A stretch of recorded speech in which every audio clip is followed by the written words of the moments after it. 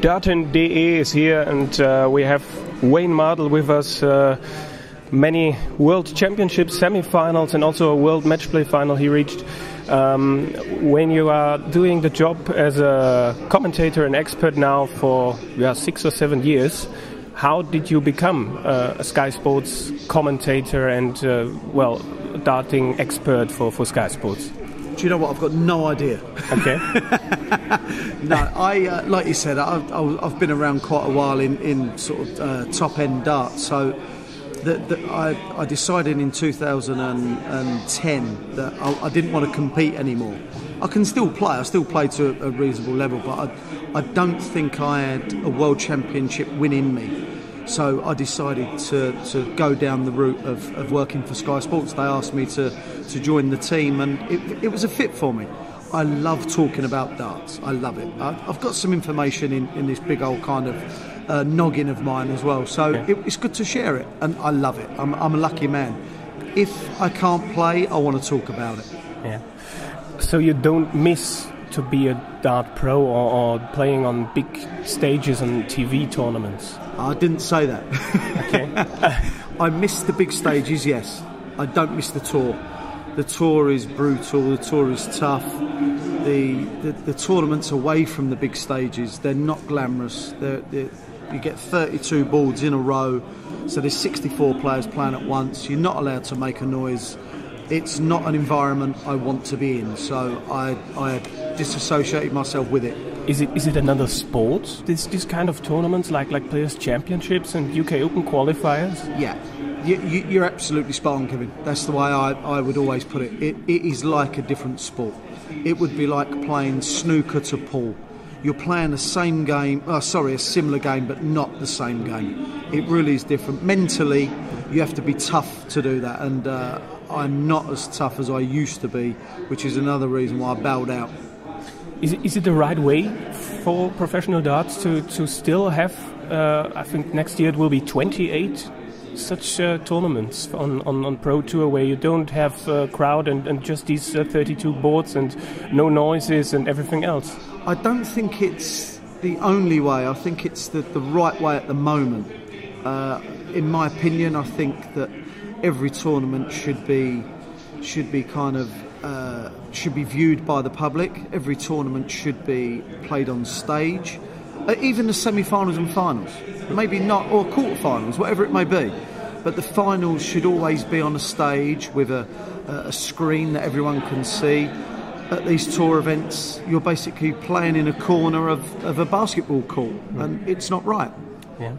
Coming back to you personally, I said it. You work now for, I think, 7 years as a darting commentator and expert on Sky Sports. What was your biggest moment in commentating? Is there one match or maybe a few where you would say, I have been there, I've commentated on it, and it was just brilliant? It was. There is a moment, yeah. It was only a semi-final game. It was when Phil Taylor and Adrian Lewis played in the semi-final of the Grand Slam.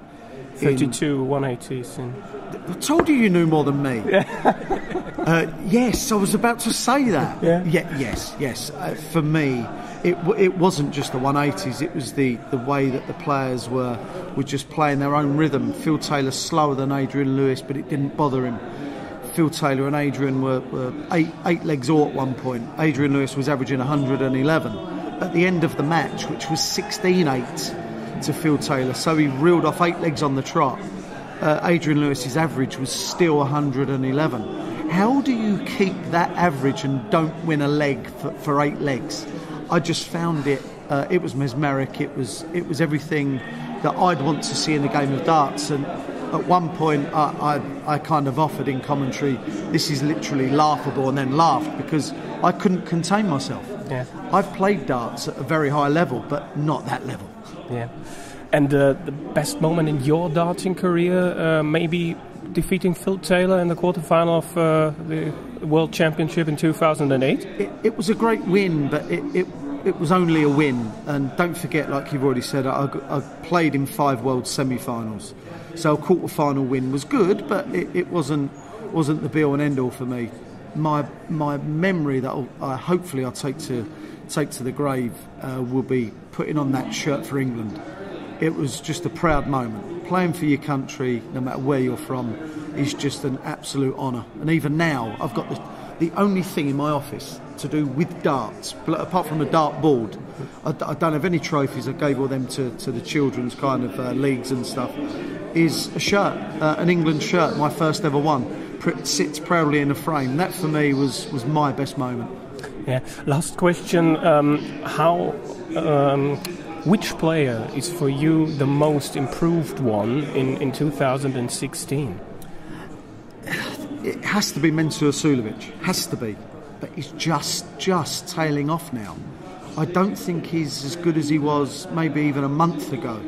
His actions seems to have become even more erratic. But there's one man that has been good for a number of years, but is now playing his best darts, and that's the man we're watching right now, Jelle Klaasen. Yeah. I think he's playing the best he's ever played. So Jelle Klaasen maybe a serious threat for the world title? That is a different thing. Well, I had to ask that because you were talking about him. Indeed. Yeah. Look, if the seedings go as we think they might, he will have to beat Jeffrey de Graaf, Brendan Dolan, and then it gets tough. Then you're talking Chizzy, then you're talking Gary Anderson, Peter Wright, and then Michael van Gerwen. Good luck with that, Jelle. Okay, thanks, Wayne. It was really interesting to talk with you, and I think we could do this for an hour. But thank you for now, and good luck with your career as a darting expert. And I hope you will have many more brilliant matches to comment on and to talk about. Thank you, Kevin, and good luck to you, my man. Yeah.